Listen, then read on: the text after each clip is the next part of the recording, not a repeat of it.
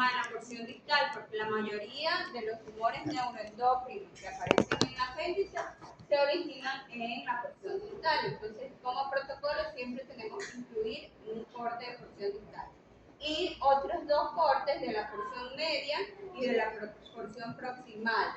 Estos son ya transversales, uno longitudinal y dos transversales, al menos. Macroscópicamente, en apendicitis aguda vamos a ver cambios que van a estar relacionados con el tiempo de evolución de la enfermedad. Clínicamente el paciente que va a tener dolor en coxis ilíaca derecha, pero en ocasiones puede tener dolor en hipocondrio si es un apéndice retrocecal que es muy grande y que irrita el hipocondrio, o puede tener incluso en coxis ilíaca izquierda y en región periumbilical. Este dolor se asocia también a dificultad para la marcha, hay hilio o hilio intestinal. Al principio puede haber algo de diarrea, pero después estreñimiento por el hilio. No cede con tratamientos antiinflamatorios. Y recuerden que apendicitis no siempre es aguda. Si pasa las 24 horas ya hay perforación del apéndice y puede haber peritonitis sepsis. Entonces los cambios, como les decía, van de acuerdo al tiempo de evolución. Al inicio, como en un proceso inflamatorio hay vasodilatación, salida de exudado de líquidos ricos en proteínas y elementos inflamatorios que se va a acumular tanto en la luz de la apéndice como en la serosa. Entonces, al principio la serosa va a tener una serosa opaca, con vasocongestión leve, pero poco a poco, dependiendo cómo vaya progresando, si no lo operan y no se lo han diagnosticado, la vasocongestión es mayor, empiezan a haber pocos de hemorragia, hay material purulento en la superficie externa y después de las 18 horas, ya de 18 a 24 horas, pueden haber focos de perforación o microperforación de la pared fibromuscular, llegar a la serosa y gran hemorragia. En la luz también se ven irregularidades por las ulceraciones que se ven. E incluso puede presentar adosamiento del tejido adiposo adyacente formando un plastrón apendicular. Microscópicamente, ¿qué van a ver? La mucosa puede estar ulcerada. Cuando se ulcera es cuando hay pérdida de sustancia que va más allá de la mucosa y que puede involucrar la submucosa y la capa muscular. Entonces hay desprendimiento de ese tejido que tiene necrosis. ¿Qué tipo de necrosis se presenta aquí? La necrosis de tipo licuefactivo. Cuando se asocia a procesos infecciosos, bacterianos o micóticos, hay necrosis de tipo licuefactivo, en donde todo el tejido se destruye y se forma un material purulento. En la apendicitis aguda hay ese material purulento que se puede colocar sobre la úlcera de la pared en la luz y está llena de material necrohemorrágico. El infiltrado aquí, por ejemplo, todavía conserva los folículos linfoides que son típicos de la mucosa intestinal de tipo colónica, como en apéndice, hay hiperplasia linfoide reactiva. Pero el infiltrado inflamatorio es a predominio de los neutrófilos.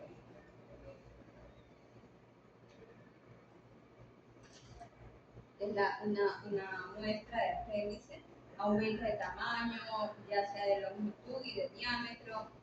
Una de las causas de apendicitis aguda son los parásitos. Estos son restos de parásitos de Enterobius vermiculares. Aquí están las espículas, estas son las estructuras de los parásitos que se adhieren a la superficie e incluso penetran en la mucosa. Y es una de las causas de apendicitis aguda. Acá también hay otra imagen con el parásito aquí que está sobre la luz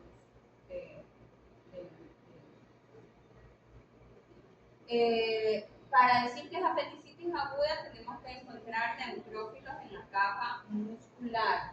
Si es una apendicitis aguda, incipiente o catarral, que tiene menos de 6 horas de evolución, van a haber escasos neutrófilos aquí en la capa muscular. Poco a poco se van agregando los neutrófilos. Pueden haber en la muscular y también en la subserosa. Esta es la capa muscular y acá está la subserosa, los vasos muy dilatados, algunos, y todos estos son neutrófilos, el polimorfo nuclear es neutrófilo.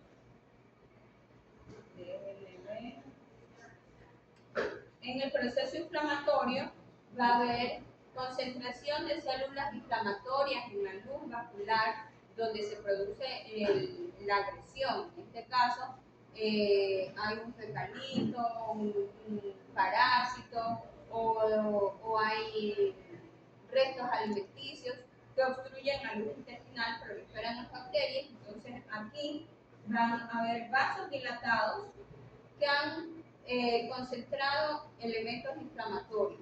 Los vasos dilatados también permiten que salgan las células inflamatorias al espacio extravascular. Entonces aquí por migración y diapéresis se salen los neutrófilos al espacio extravascular. El edema, la salida de líquido causa edema. Es este espacio que queda como pálido, blanco, que no capta la coloración. Gran cantidad de neutrófilos que salen de la luz, esta es la luz vascular, y salen hacia el espacio extravascular. En este caso ya esta es la pared muscular, pero los neutrófilos han destruido esa pared muscular. Hay una disrupción de las fibras musculares con microperforación y a veces con perforación evidente. Ya.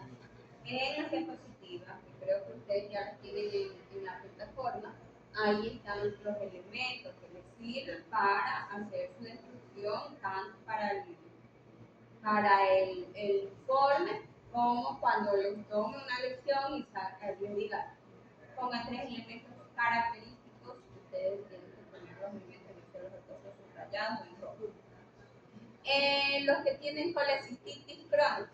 Es un evento, la colecistitis, la inflamación crónica ya se instaura de forma lenta y que puede ser de varios días de evolución, no de horas, sino de varios días. Después de las 24 horas ya se inicia un proceso crónico, pero a la vez también se inicia una respuesta del tejido, una respuesta fibroblástica del tejido.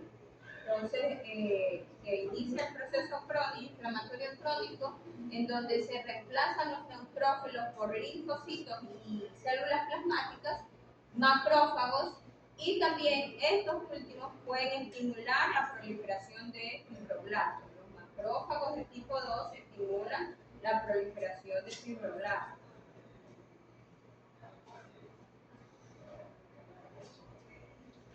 Vimos colecistitis crónica. La colecistitis crónica, una de las causas de colecistitis es la polelitiasis, la presencia de cálculos. Esos cálculos pueden ser únicos, múltiples, pueden ser amarillentos, solo de colesterol, o pueden ser mixtos de colesterol con bilirrubinato de calcio. Y cuando son múltiples hay que hacer una exploración de las vías biliares, porque estos pueden salir de la vesícula cuando son pequeñitos e impactarse en el colédoco, irse a las vías, los conductos pancreáticos, o irse a las vías hepáticas biliares intrahepáticas. Yo tuve un caso de una señora que tenía casi que barro biliar, casi no tenía cálculos, pero en el colédoco sí tenía mucho. Déjenme ver si. No, era en el hepático común.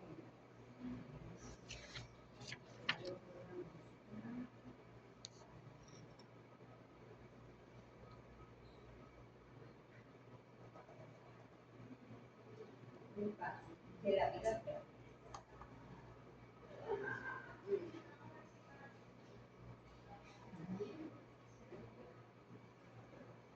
Esta es una muestra que le hicieron una hepatectomía parcial.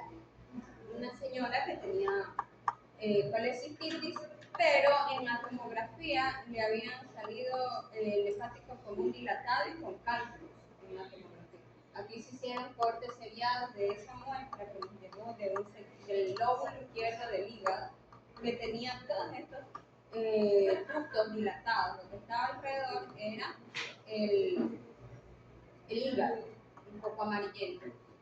Una de las causas de dilatación de estos ductos puede ser un síndromes genéticos que se asocian a esto, pero la señora ya tenía 64 años y antes había estado normal. Esto era por la colecistitis. Y tenía estos cálculos y algunos síndromes genéticos pueden tener dilatación de las vías biliares, puede haber un cistoadenoma de vías biliares, pero estos no tienen comunicación con las vías biliares ni pueden tener cálculos. En este caso era un aquí a mayor aumento hepático. Lo negro es tejido necrótico. Lo negro es tejido necrótico. No, lo negro es cálculos microlitiasis. Eran microlitiasis. Y en cambio, aquí está, esta es la tomografía, la vesícula y el hepático izquierdo estaba dilatado y tenía esas estructuras que son los cálculos. En la microscopía tenía un conducto hepático con gran inflamación, entonces yo lo saqué como colangitis recurrente. Ectasia ductal por colangitis recurrente. El hepático con mucha inflamación y no era una alteración genética. Me olvidé. A ver, entonces una de las causas más frecuentes es la colecistitis. De la colecistitis es la colelitiasis. En microscopía, ¿qué deben buscar? La pared de la vesícula tiene mucosa, muscular y subserosa. No hay submucosa. La mucosa tiene unas proyecciones, unos pliegues que están revestidos por epitelio cilíndrico. En este caso están focos de desprendimiento del epitelio cilíndrico, que puede ser mecánico, traumático por la presencia de los cálculos. En la lámina propia, que es ese espacio que queda entre el epitelio, hay infiltrado inflamatorio linfoplasmocitario, que puede extenderse hacia la capa muscular que está debajo de la mucosa.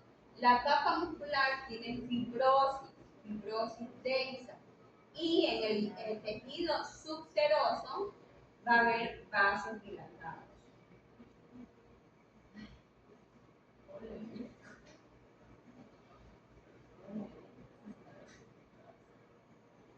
A ver, aquí está.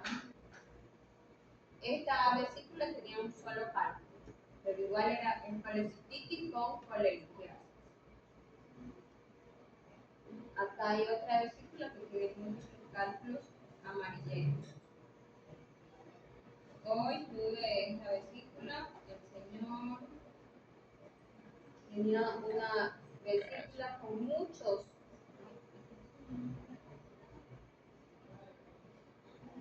cálculos amarillentos y tenía un cálculo impactado en el conducto cístico. Eso le produjo mucho dolor y lo hizo ir de urgencia a la cirugía. Pero estos cálculos pueden migrar y salirse e irse hacia los conductos biliares intrahepáticos, hacia los conductos pancreáticos, causar pancreatitis y complicaciones. En esta colecistitis había dejado huellas, estos cálculos habían dejado como moldes dentro de la vesícula.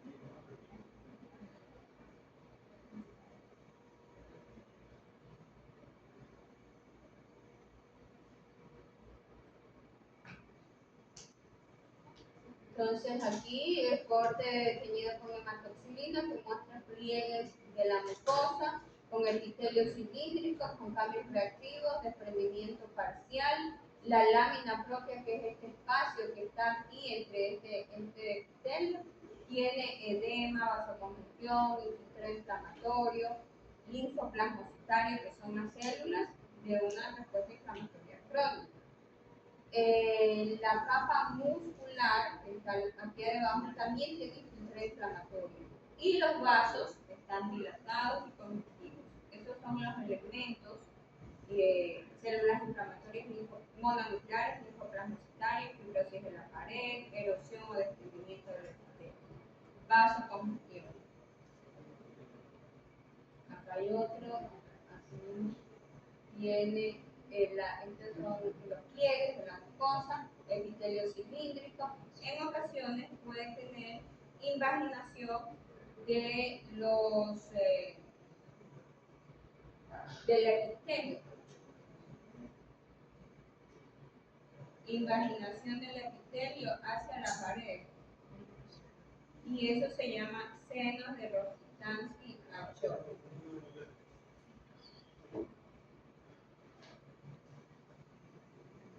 Aquí hay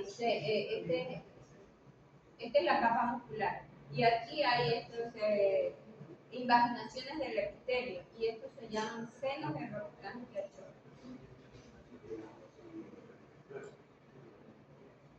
En esta vesícula, que es la que les enseñé, aparte había depósito de macrófagos, bastantes macrófagos. No siempre los vemos. Y aquí hay una célula gigante multinuclear. Porque los cálculos se fragmentan y pueden producir esa reacción granulomatosa o santo-granulomatosa. Lo que le toca hacer tuberculosis.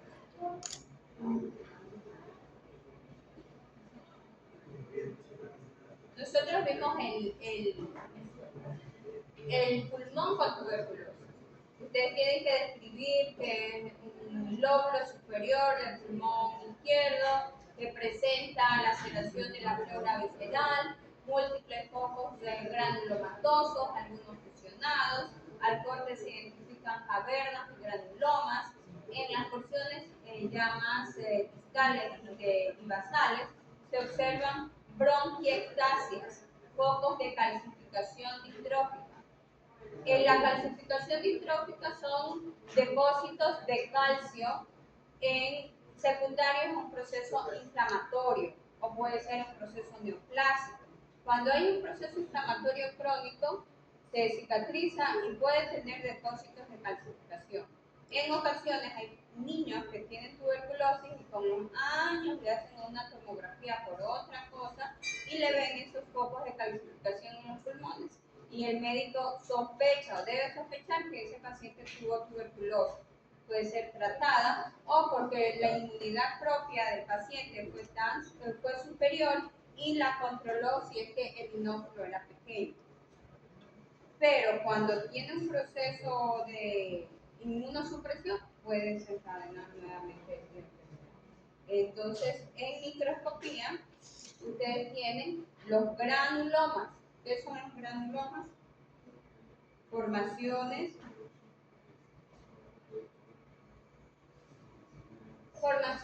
nodulares, redondeadas, que tienen un centro necrótico eosinófilo rosado, que es la necrosis de tipo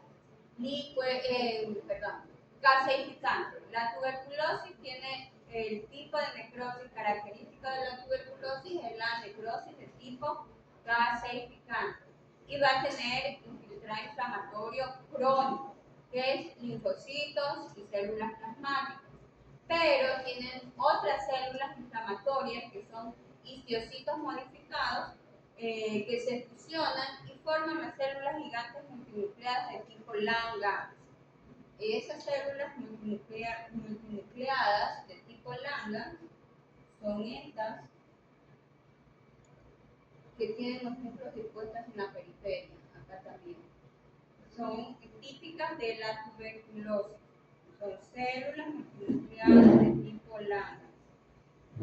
Si nosotros no hacemos una tinción especial para identificar el bacilo tendríamos que poner que es una reacción inflamatoria crónica granulomatosa de tipo tuberculoide o tuberculoso, porque no tenemos la identificación del bacilo. Para decir que es tuberculosis 100% tendríamos que tener la identificación del bacilo. ¿Cómo lo identificamos? Con una tinción de Nielsen, con una prueba molecular, un GINPER para identificar el ADN de la bacteria. Pero si no tenemos esa prueba, no podemos decir tuberculosis directamente, sino reacción inflamatoria crónica granulomatosa de tipo tuberculoso. Hay otras enfermedades que pueden producir ese tipo de reacción inflamatoria, como por ejemplo la lepra, la reacción por cuerpo extraño, la sarcoidosis, en el colon, en el intestino, la enfermedad de Crohn. Pero estas no tienen necrosis calcificante ni células gigantes multinucleares.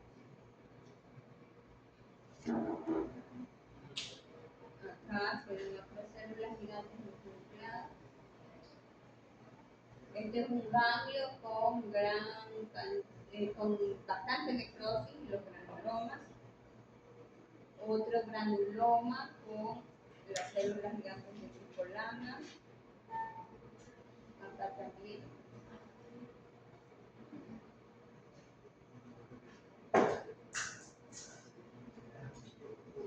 Ahora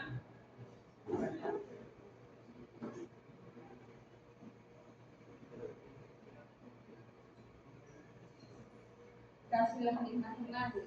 La necrosis calcificante es ese material rosado pálido. Las células gigantes multinucleadas de tipo Langhans con los núcleos dispuestos en la periferia son realmente ictiocitos modificados. Y también tiene muchos elementos inflamatorios, células plasmáticas, linfocitos, es decir, crónicos. Hay unos granulomas supurados, pero que se ven en otras enfermedades, como por ejemplo la enfermedad por arañazo de gato.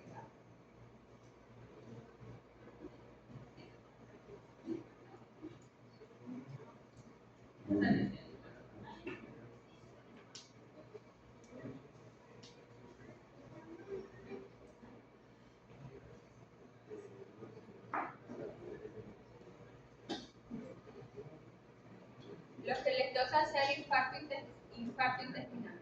Vimos en la práctica que el infarto, dependiendo de las capas de la pared del intestino, puede ser mucoso, mural y transmural. El que hicimos es el transmural. Ahí tiene todas las capas de la pared afectadas. Está necrótico, todo negro, hemorrágico. ¿Por qué está hemorrágico? Porque en el tejido desvitalizado le llega sangre por otras vías colaterales, entonces esa sangre se esparce en el tejido muerto. Microscópicamente, ¿qué vamos a ver? La necrosis se ve pálida, no capta la coloración, pero la necrosis asociada a un proceso vascular, una trombosis, es necrosis de tipo coagulativo. La necrosis coagulativa es la característica del infarto intestinal. Cuidado, me pone liquefactiva, es coagulativa. La necrosis asociada a trastornos vasculares es la necrosis coagulativa. Se coagulan las proteínas y se conserva la forma, por eso aquí se ve como unas vellosidades, pero que no captan el color. Hay trombos y aquí hay úlcera, desprendimiento del tejido que llega hasta la capa serosa. Estas son vellosidades. En todo proceso necrótico también hay respuesta inflamatoria. En la necrosis, una de las diferencias entre necrosis y apoptosis es que en la necrosis hay respuesta del tejido, hay respuesta inflamatoria.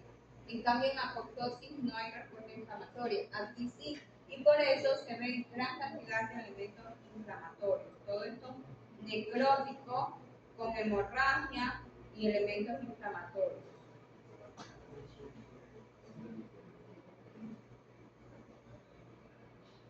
aquí conserva la arquitectura, pero se pierden las características pictoriales. No se tiñen, por eso se ve todo pálido, pero tiene la forma de lo que fue el intestino. Tiene zonas de vasos trombosados, áreas de hemorragia,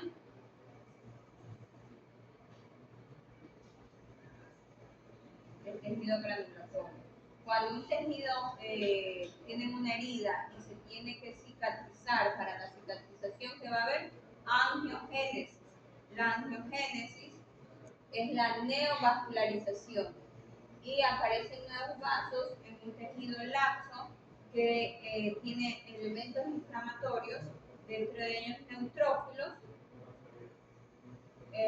macrófagos, y esos macrófagos son los que van a hacer que el tejido produzca fibroblastos.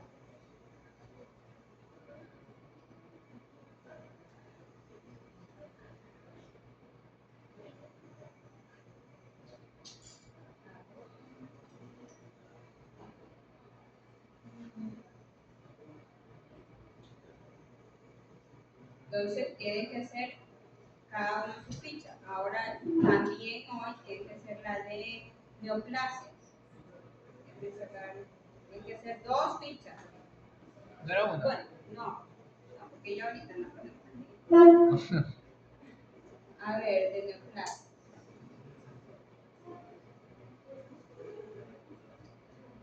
Aquí en el Esa es la que vimos el día sarcoma. martes. Ya, toma. No, la anterior semana. Estamos atrasados. Licosarcoma.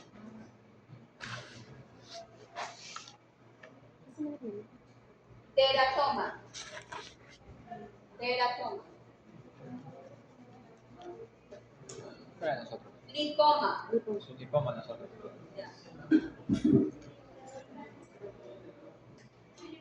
Lipoma. Teratoma. Melanoma. Melanoma.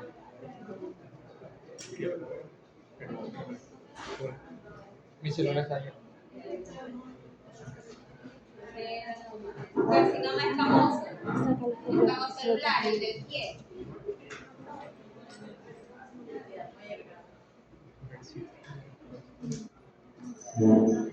¿Hay alguien de carcinoma escamoso? ¿Ustedes?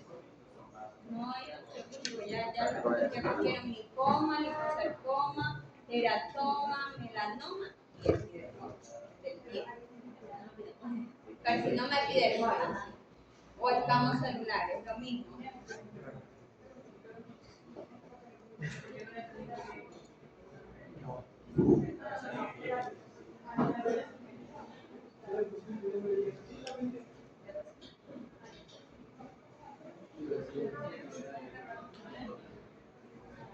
A ver, el que le toca escamo celular.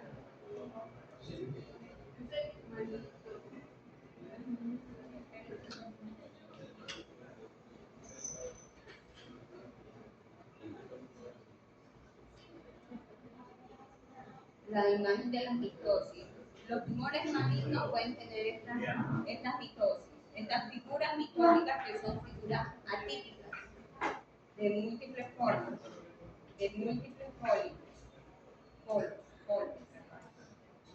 Esta es la lesión benigna del epitelio escamoso que se llama papiloma escamoso, no hicimos.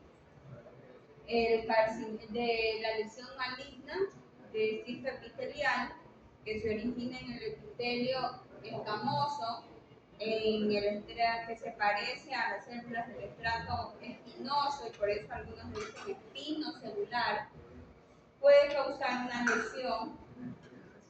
Miren, este es fumador, este pacientito, que tiene esta lesión en el labio, ulcerada, hemorragia. Nosotros vimos en el pie. En el pie tenía una formación exofítica irregular, focalmente ulcerada, de aspecto carnoso, que iba infiltrando hacia el tejido adiposo subyacente. Microscópicamente, ¿qué van a ver? hay pérdida de la arquitectura. Normalmente en la piel tiene que ver epitelio escamoso, que es la epidermis. Debajo del epitelio escamoso queratinizante hay una dermis, pero aquí hay pérdida de la estructura. Si ven, ahí no se puede identificar la epidermis de la dermis, porque hay una proliferación de células escamosas, atípicas, inmaduras, en donde predomina el núcleo. Eso quiere decir que hay pérdida de la relación núcleo-citoplasma. Los núcleos están hipercromáticos, con la cromatina irregular, grumosa, pueden tener nucleolos evidentes, y si están muy maduras van a formar perlas cortas. Déjenme ver una piel más o menos normal. Déjenme ver.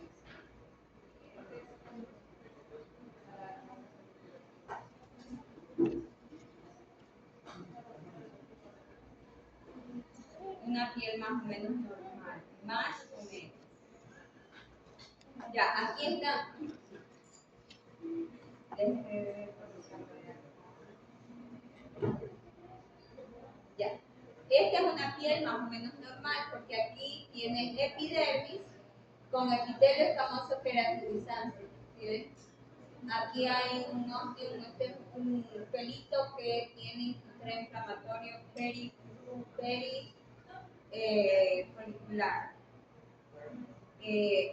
Aquí me llamó la atención que tenía hongos en este espacio. Entonces es una piel con una micosis. Pero estas son las estructuras de la piel. Un folículo piloso, el epitelio queratinizado y la dermis. En el tumor maligno que están viendo acá,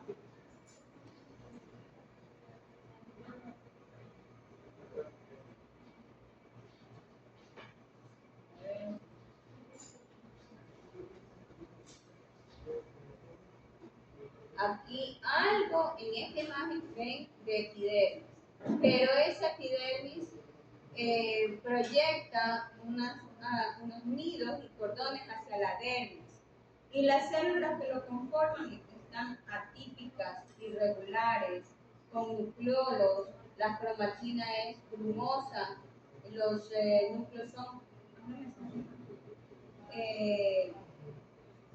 pueden tener mitosis, pero forman un material rosado que es la queratina. Eso es queratinizante. Cuando forman estos acúmulos de queratina se llaman perlas córneas. Esos acúmulos de queratina se llaman perlas córneas y se presentan en los carcinomas escamosos celulares bien diferenciados. Forman nidos que están mostrando la dermis y que se ve que queratinizan. Esa queratinización es una queratinización individual, abrupta. Algunas células pueden sacar producir esa proteína que es la queratina. Hay tumores que tienen en menor cantidad, hay otros que tienen en mayor cantidad. Los que van a ser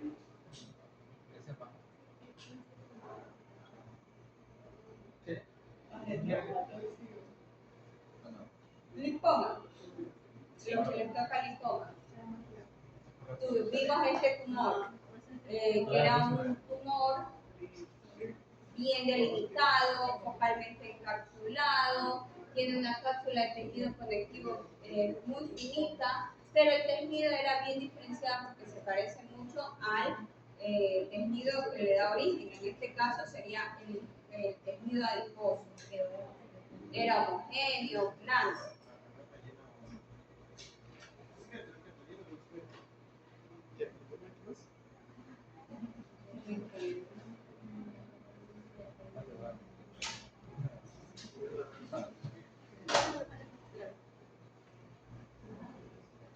Claro, la lluvia es borrosa. Ya, a ver.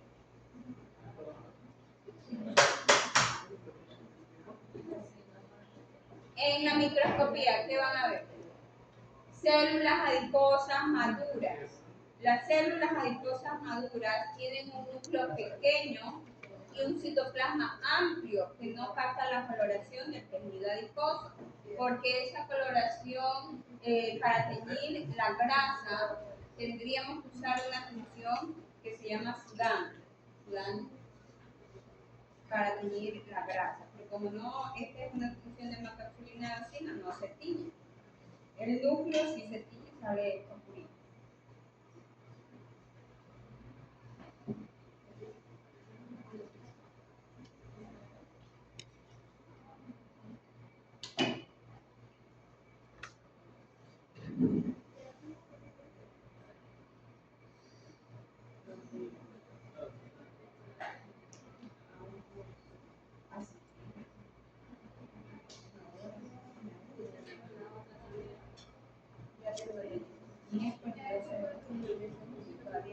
¿Tienes bonita letra?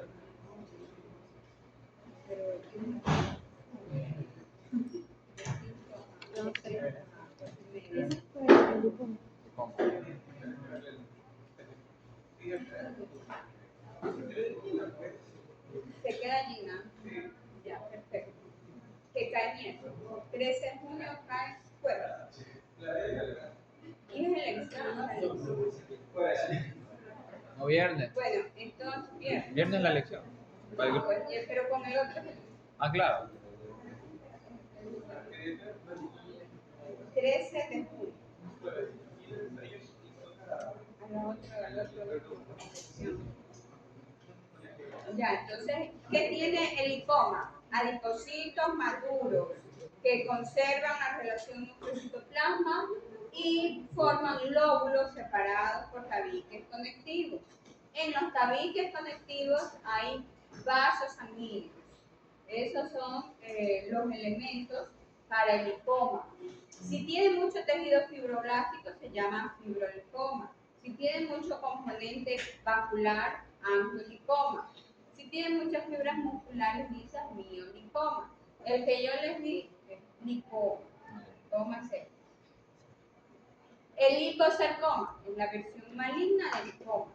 Entonces, como es maligno, no tiene cápsulas infiltrantes, envuelve a órganos adyacentes. Aquí teníamos un fragmentito de páncreas. Yo le dije que estos dos fragmentos de tumor formaban parte de un tumor súper grande de retroperitoneo y que el paciente había bajado muy rápido de peso, era caquético, porque tenía ese tumor maligno. Que lo operaron porque se había obstruido. Entonces, para desobstruirlo y darle mejor calidad de vida y darle un tiempito, como no se lo había diagnosticado, lo operaron. En la microscopía se ve un tumor que tiene lipoblastos, tiene unos...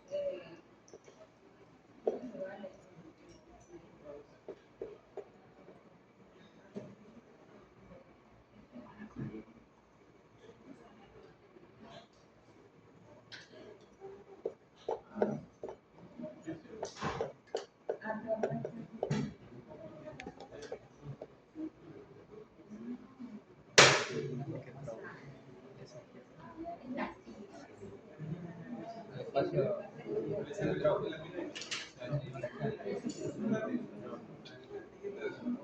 Porque hay un espacio entre V, un espacio en la V. Más me tomó. No para el espacio semilunar de Entonces, el liposarcoma no tiene células adiposas maduras. Tiene... Uy, ¿qué pasó?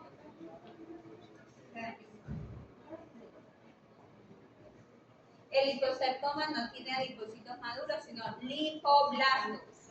Y son atípicos. Tienen pequeñas vacuolas de grasa. Y además tienen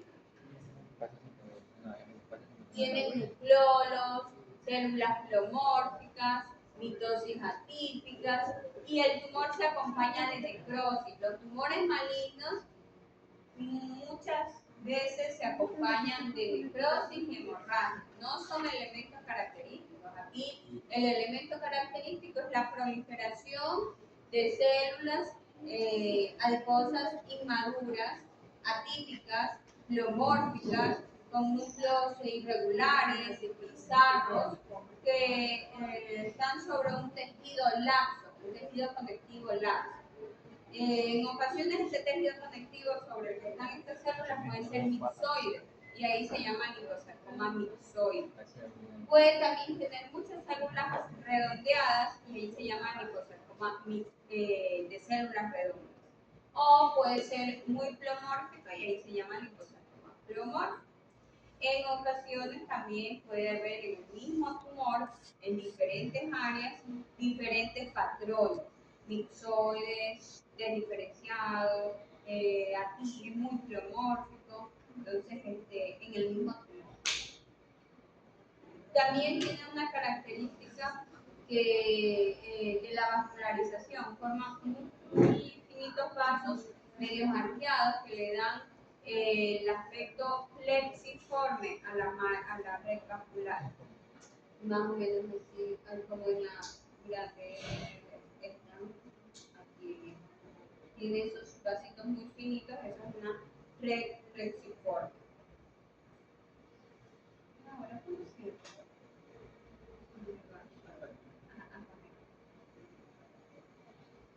y yo creo que tengo ahí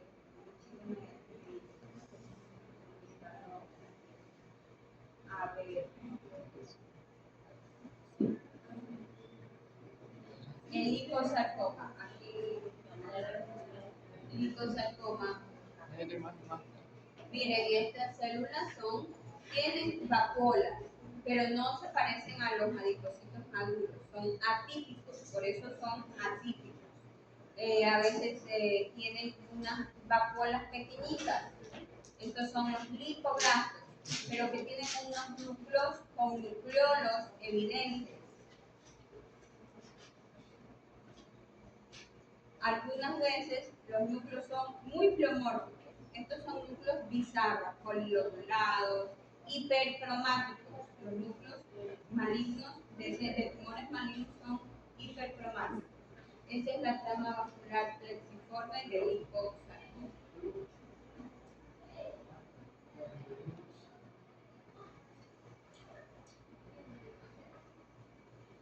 El melanoma. ¿Ustedes vieron el melanoma?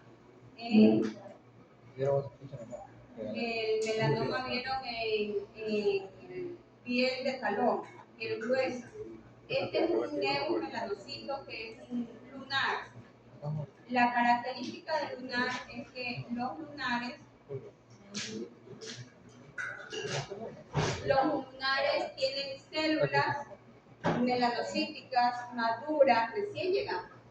Y esas células maduran hacia la profundidad. Esa es una característica del nevus melanocítico. El nevus melanocítico forma una lesión que puede ser nodular o puede ser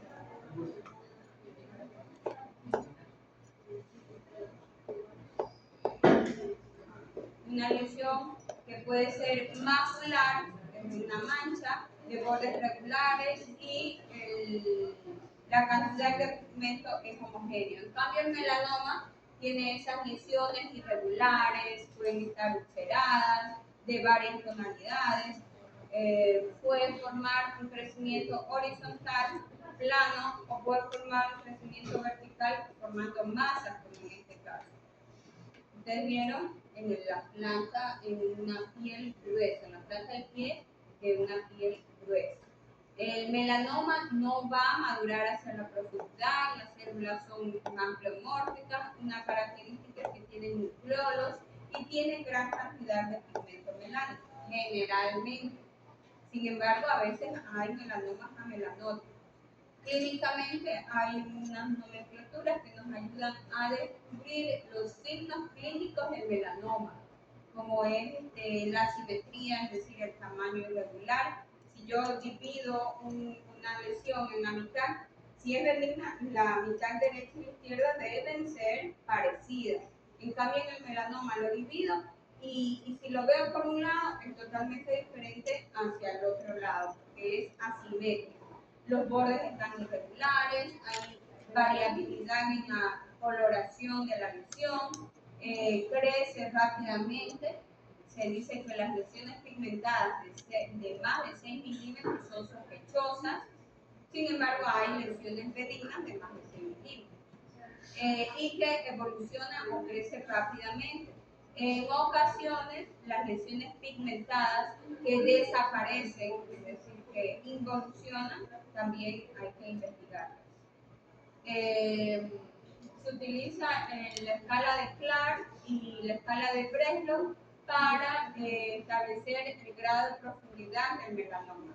La escala de Clark se basa en las capas de la piel que va infiltrando. En cambio, Breslow en las capas en milímetros. Este es Clark, si solo afecta la epidermis, es nivel 1. Si ya llega a la dermis papilar, nivel 2.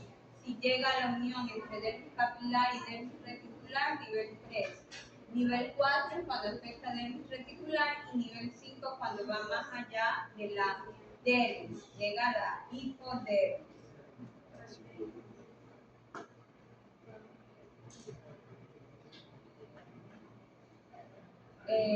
Microscópicamente se ve proliferación de células melanocíticas con gran cantidad de pigmento melánico en el caso de ustedes. En ocasiones que no, si es un tumor poco diferenciado, ya que el melanoma se lo conoce como el gran simulador, puede que este tumor tengamos que hacerle pruebas de inmunohistoquímica. ¿Qué les vamos a hacer? Melan A, HMB45 y proteína S100. Esas son técnicas de inmunohistoquímica que le podemos hacer para ayudarnos al diagnóstico de melanoma. Melan A, S100, proteína S100 y HMB45. Los que tienen teratoma, ¿se acuerdan? El teratoma era un tumor quístico, puede haber de testículo, pero vimos un tumor quístico de ovario que tenía una parte central que es el nódulo de Rokitansky, y esa parte central sólida puede tener tejido adiposo maduro, pueden haber restos de cartílago y había unas estructuras que parecían dientes como gérmenes dentales. La superficie era rugosa como la piel del cuero cabelludo y habían pelos, ovillos de pelos. Eso es lo característico. El sebo, los ovillos de pelo, el nódulo sólido, el nódulo de Rokitansky. Microscópicamente, ¿qué vamos a ver? Para decir que es un teratoma quístico maduro, tenemos que ver tejidos maduros, bien diferenciados. Pueden haber piel, anexos cutáneos, tejido cartilaginoso, hueso, tejido epitelio respiratorio, glándulas sebáceas, pero todos son maduros, es decir, que conservan la relación citoplasma, que si nosotros los vemos independientemente, son tejidos de histología normal. Cuando hay tejido tiroideo, solamente se llama espluma oval. Si hay tejido del sistema nervioso central, tenemos que evaluar qué cantidad tiene. Si solo tiene piel y anexos cutáneos y no hay otros tejidos, se llama quiste dermoide. Para decir que es teratoma tiene que haber por lo menos ectodermo, mesodermo y endodermo, es decir, piel, anexos cutáneos, vasos sanguíneos, membranas tapizadas por mesotelio. Entonces, esas nos indican que hay interés en el tejido terminal. Si son maduros, teratoma quístico maduro. ¿Eso es todo? Hasta ahí tienen que ser dos fichas, tienen que ser dos informes para yo firmar. ¿Ya acabaste? Ya mismo les toca. Hola. No, ahorita no es la lección, la próxima semana ya les tomo la lección. Sí. Ya todo. Para práctica. Para todo. Yo les voy a tomar solo dos temas, dos figuritas y tienen que poner ahí los temas. Usted no, porque es que en la pantalla. Yo les traigo una hoja impresa. Ah, ya. cada uno lleno. Pero es el negro. Más pequeño, pero es como una figura más pequeña. Con el diagnóstico y casi listo, ¿sí o no? Así lisa. Tres ejemplos característicos. Color pardoso.